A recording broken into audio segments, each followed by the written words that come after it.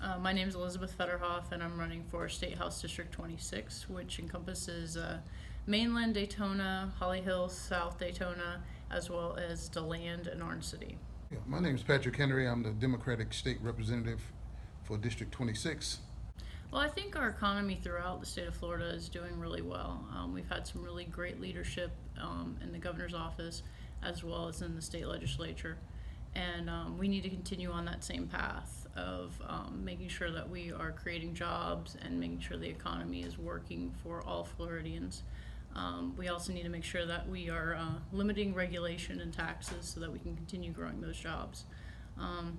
And there's a few things that we can work on as far as the economy, the effect that it has as far as affordable housing in our area.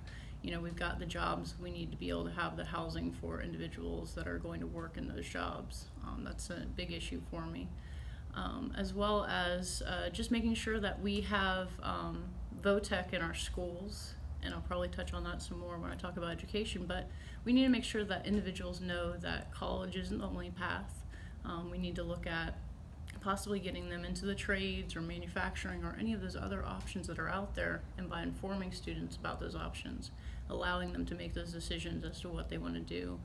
We have some great manufacturers in the state of Florida that are desperately seeking workers, and our young folks don't know that those opportunities exist. I'd love to see those areas grow. It helps diversify our economy when we have a situation where we have an economic downturn like we've had in the last 10 years a little bit, in like 2008 when we had the housing crisis and all of that.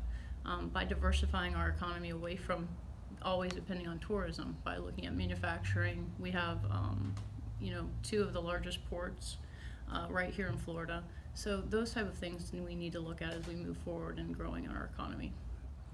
Well, the economy as a whole is booming, across the country and across Florida.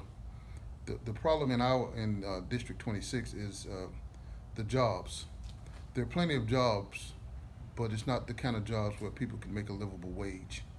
And that's where we're going to have to make improvements. Amazon has decided to raise their minimum wage to $15 an hour.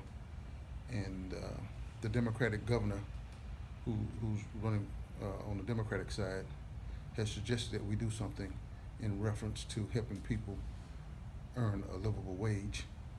And I think that it's going to be really important that the legislature take a good look at that, and we start to bring in the type of jobs where people can actually live on.